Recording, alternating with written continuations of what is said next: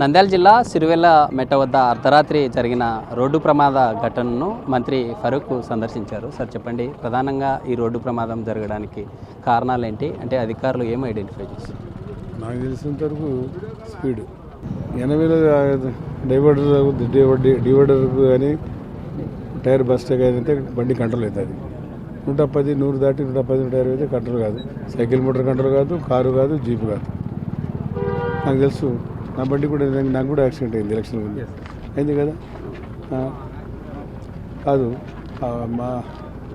ఆ గేదెలు 2 దేవుని దేవాలో బతికినాము. అవి రాకపోతే గండి రోల్ అయిపోయాను. రోలింగ్ ఏం లేదు, ఏదైనా భగవంతుని ఆశీస్సులు దేవుడు కాపాడతాడు. ఏదైనా ఇది జరగడానికి స్పీడే, ఈ స్పీడు నువ్వు అరికట్టేంతవరకు ఇది జరుగుతుంది. నా మొదటి నుంచి నాకు అనుభవం లేదు. ఇది కూడా ఆర్టీసీ బస్సులు చూస్తూ ఉన్నాం, వాళ్ళకి 70 కిలోమీటర్లకు సీజ్ చేసేస్తారు. దీనికి 8 పెట్టు, ఇల్లులో కాంపిటీషను. ఏ బండి పోతుంది ముందు, ఏ బండి పోవాలా, ఏ బండి పోవాలి, పేరు బండి చెప్పదలుచుకోవాలి కంపెనీలు. వాళ్ళు ఈ కాంపిటీషన్లతో ముందు మా బండి చేస్తారు కాబట్టి ప్యాసింజర్లకు కాన్ఫిడెన్స్ ఈ బండిలో పోతే తొందరగా చేస్తారనేది వాళ్ళ ఆలోచన. ఏదో వాళ్ళది తప్పులేదు, వీళ్ళది తప్పులేదు. కానీ ప్రభుత్వం దీన్ని అరికడితే మేము జవాళ్ళు మాట్లాడతాను. నేను కూడా మీరు 80కి సీజ్ చేస్తే ప్రాబ్లమే ఉండదు. ఇటీవల మనం చూసామంటే కర్నూలు సమీపంలో వి కావేరీ ట్రావెల్స్ బస్సులో 19 మంది సజీవ దహనమయ్యారు. అలాంటి పరిస్థితి నిజంగా ఈరోజు బస్సు ఆగి ఉంది కాబట్టి అలాంటి ప్రమాదం జరగలేదు. అంటే ఈ కేంద్రపాలిత ప్రాంతాల్లో బస్సుల్ని కొనుగోలు చేసిన తర్వాత ఈ విధంగా తీసుకొని వస్తూ ఉన్నారు. అంటే ఆర్టీఐ అధికారులు నిజంగా వాటికి సిట్టింగ్ కెపాసిటీ పెట్టుకొని స్లీపర్స్గా నడుపుతూ ఉన్నారు. అంటే మీరు ఏం చెప్తారు అలాంటి ట్రావెల్స్ వారికి? ఇప్పుడు గుర్తింపు తీసుకొని చేస్తూ ఉన్నారు. బస్సులు ఎక్కడో కొనుక్కొని అక్కడ అగ్గుకు దొరుకుతాయి కాబట్టి అటువంటి బస్సులని ఈ మధ్య సీజ్ చేశారు. కర్నూలు ఇన్సిడెంట్ జరిగింది. Kurnool very bad incident. అది భగవంతుడు, ఇది ఇంతకన్నా ఘోరం జరిగేది దేవుడు కాపాడాడు. ఇక్కడ మెట్ట మీద జరిగింది కాబట్టి ఈ ఊరోళ్ళు మంచోళ్ళు కాబట్టి అందరూ కూడా తెగబడతారు. వీళ్ళు ఏదైనా కానీ మా ప్రాణాల పైన అవతల ప్రాణాలు కాపాడాలని సిరివెల్ల మెట్ట దగ్గర జరిగిందంటే నేను వెరీ హ్యాపీ. ఆ మెట్ట దగ్గర జరిగినట్టే ఇంకా ఆడంతా మనుషులు ఉంటారు, వాళ్ళంతా కాపాడతారనేది ఒక నమ్మకం ఉంది. వాళ్ళు తెగి వాళ్ళతో పాటు ప్యాసింజర్ పోయేటోళ్ళు బస్సులు ఉన్నాయి కదా, అవి కూడా ఆపి, కార్లు కూడా ఆపి పాపం వాళ్ళు సేవ చేశారు. ఏదేమైనా సరే భగవంతుడు వాళ్ళు ప్రాణాలు కాపాడాడు. దీనికంతటి కారణం స్పీడు. దాన్ని అరికట్టాల్సిన బాధ్యత ప్రభుత్వం మీద ఉంది. దాని గురించి మనం చర్చలు చేస్తాం. నమ్మకం పడదాం. దాన్ని కనుక ఎందుకంటే ఫ్రీక్వెంట్గా జరుగుతున్నాయి, కాలిపోతున్నాయి. ఒకసారి ఏదో యాక్సిడెంట్ అయితే ఒకటి తెచ్చినాడు, ఇద్దరు తెచ్చినాడంటే మరిలే బస్సులు సెట్ ఫైర్ అయిపోతున్నాయి. అది మరి దారుణంగా ఎందుకు జరుగుతున్నాయి, ఏమి కదా ఏమీ అర్థం కావడంలే. లారీ ముక్క ఎట్లా అంత పెద్ద కంటైనర్ ఏ రకంగా అయిపోయింది చూడండి. మళ్ళీ ఎంత స్పీడ్గా పోయి కొట్టింటాడు. దాంట్లో ఏమి ఇవి ఉండవు కదా, ఎయిర్ బ్యాగులు ఉండవు. దాంట్లో ఎయిర్ బ్యాగ్ ఉంటే ఏం కాలిపోయినప్పుడు ఏం చేస్తాయి? ఏ బ్యాగ్ ఉంటాయి? వాళ్ళ సామాన్లు పోయా, వాళ్ళ మాన ప్రాణాలతో వాళ్ళు సంపాదించిన సంపాదన పోయా బస్సులోని అన్నీ కాలిపోయినాయి కదా. ఏం మిగిలినాయి? పాపం వాళ్ళ ప్రాణాలు మిగిలినాయి. అది వీళ్ళపై ఇక్కడ ఉండే ప్రజలు దేవుడు కాపాడాడు. ఏదేమైనా సరే ఇట్లా సంఘటన మళ్ళీ ఫ్యూచర్లో జరగకూడదు. దాన్ని ఎంత అరికట్టడాలనుకునే కూడా ఏదో ఒకటి జరుగుతుంటుంది. ఏదో ఒకటి జరుగుతుంటుంది, ఏదో ఒక రకంగా జరుగుతూ ఉంటుంది. మనం జరిగేది కర్నూలు ఒక లెసన్ అనుకుంటే మనది ఒక 2 లెసన్.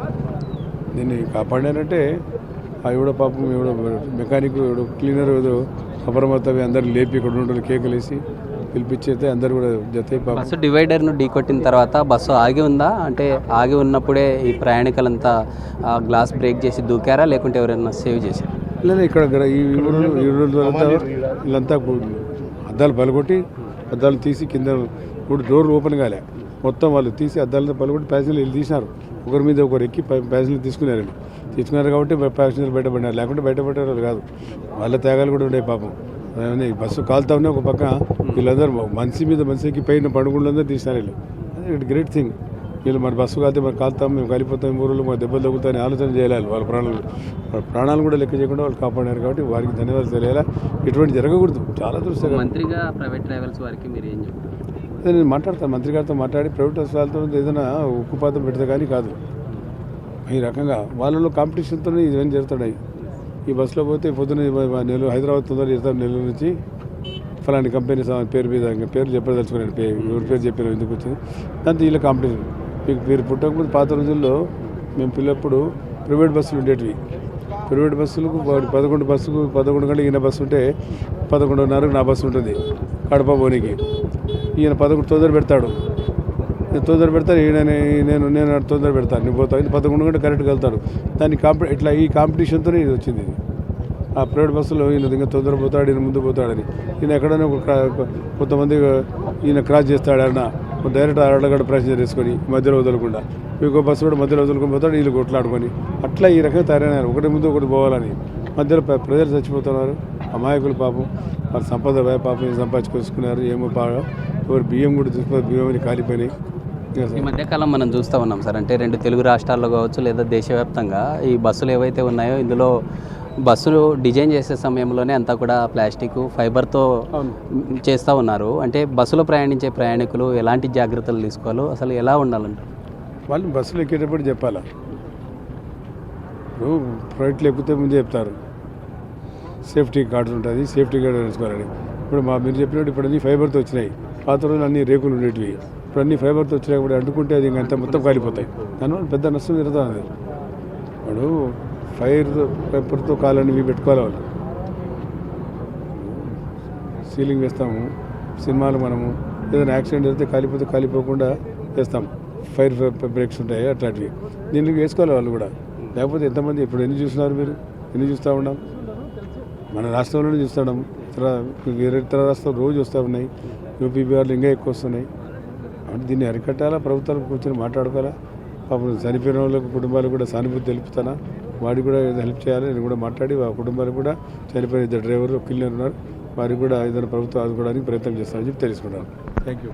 ఇది మొత్తంగా ఏదైతే నంద్యాల జిల్లా సిరివెల్ల మెట్ట వద్ద జరిగిన ఘోర రోడ్డు ప్రమాద ఘటనలో ప్రధానంగా డ్రైవర్ నిద్రమత్తు వల్లే ఈ ప్రమాదం జరిగిందంటూ కూడా మంత్రి చెప్పే పరిస్థితి. రానున్న రోజుల్లో ఇలాంటి ప్రమాదం జరగకుండా అన్ని రకాల చర్యలు తీసుకుంటాము. ఇప్పటికే మృతి చెందిన వారితో పాటు ఎవరైతే గాయపడ్డారో వారిని కూడా ప్రభుత్వం ఆదుకుంటుందంటూ మంత్రి ఫరూక్ తెలుపుతున్న పరిస్థితి. ఇప్పుడు రాజుతో శ్రీరామ్, బిగ్ టీవీ, నంద్యాల జిల్లా నుంచి. For more videos like this, subscribe Big TV channel.